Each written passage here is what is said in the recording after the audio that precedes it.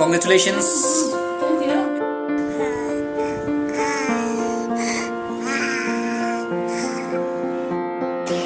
Good morning guys, मैं फिर से आ गया नया ब्लॉग के साथ आप लोगों के सामने।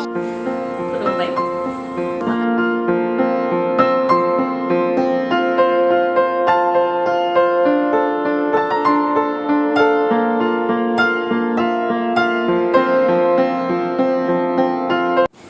खुलुमबाय। माखासे खोथा सावरायनो थाखाय बे भिडिअखौ नोंथांमोननिसिम लाबोनाय जादों। आं नोंथांमोनाव मोनसे खोथा खोन्थानो सानदों। आंनि इउटुब चेनेला दिनैजों 2 बोसोर आबुं जाबाय। दिनैनि सानावनो आङो इउटुब चेनेलखौ बेखेवजेनदोंमोन, माने 2 बोसोर सिगां आरो बे समाव कभिड-19नि सममोन, जेब्ला कभिड-19 गोदान जागोदानमोन। बे समाव जेरैबो लकडाउन, जेरावबो ओंखारनो हाया, मा खालामगोन मा मागोन जानानैनो आङो टाइम पासनि थाखाय बे इउटुब चेनेलखौ बेखेवदोंमोन आरो सानाखैमोन नोंथांमोननिफ्राय एसेग्राब मदद मोनगोन होननानै। जेब्ला आं इउटुब चेनेल खुलिबाय, स्टार्टिंनिफ्राय लानानै आं दासिम नोंथांमोननिफ्राय गोबां माने मदद मोनबोदों आरो जायखौ आङो थेंक इउ होनबाबो फोजोबनो हानाय नङा। थेंक इउ जों नोंथांमोनखौ माने गोजोन होनो हायाबो जानो हागौ आरो मा बुंबावगोन, खुगायाव राव मोनाखै। माने जोबोद खुसिबो आङो 2 बोसोर कमप्लिट खालामनो हानायनि थाखाय।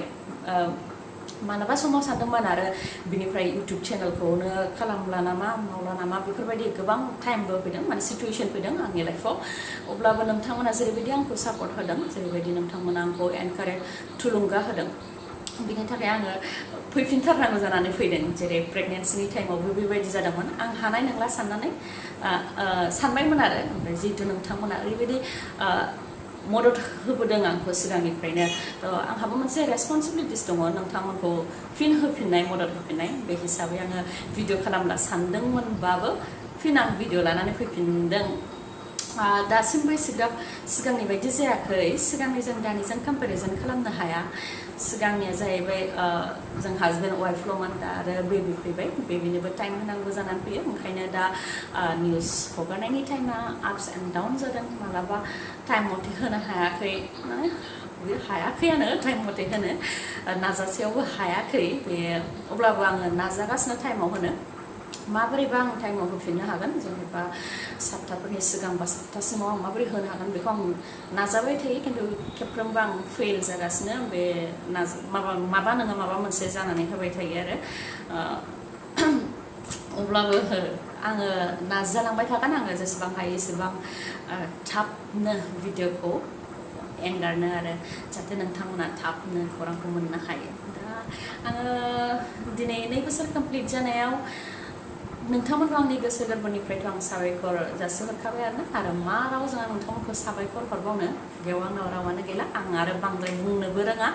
ओमफ्राय बिदिनो आङो 2 बोसोर कमप्लिट जानायनि बिदि सेलेब्रेसनबो खालामासै। थांनाय बोसोराव खालामदोंमोन सेलेब्रेसन, बे बोसोराव सेलेब्रेसन खालामासै। ओरै वेस्ट बेंगलाव दंफैयो नालाय, ओमफ्राय फेमिलि मेम्बाराबो आंना फैगासिनोसो, दा हरावसो सफैगोन।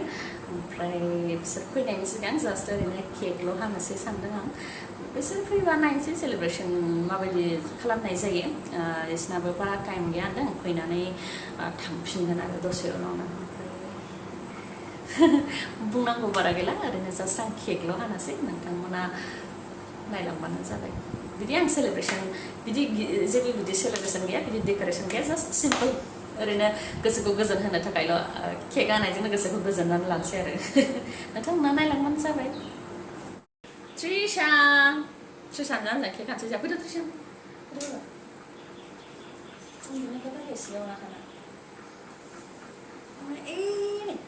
Trishan जानो केक हानोसै जोंहा 2 years कमप्लिट जानाय। नायलाय बाबा। SB Bodo निउज चेनेल 2 बोसोर जानायनि केक हानाय जाबाय। बिदि गिदिर सेलिब्रेसन खालामनाय जायाखिसै, जास्ट मोनसे केक हाबाय। ओमफ्राय ओरैनो जों फेमिलि 3, Trishan, आं, Trishan के मामी पापा जों एखेलगे केक हानानै फिसा मोनसे सेलिब्रेसन खालामनाय जादों आरो बिदि जों वेस्ट बेंगलावसो दं नालाय। दा केकखौ जादों नै SB Bodo निउज चेनेलनि अनार सिबिरानि ब्रह्म। दे thank you. Congratulations. Thank you. SB Bodo news चेनेलनि अनार सिबिरानि ब्रह्म।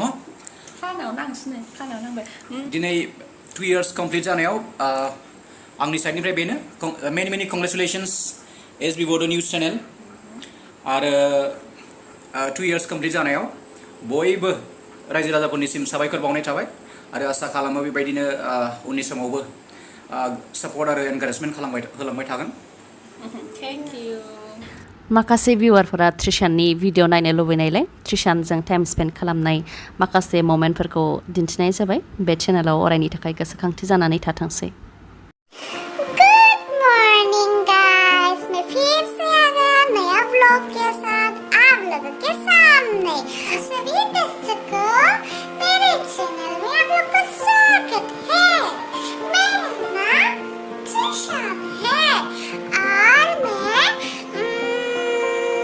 आसाम से हूँ मुझे हाथ खाने का बहुत शौक है मुझे हाथ खाना पसंद है मम्मी के साथ रहना पसंद है और पापा के साथ सोना पसंद करता हूँ हेलो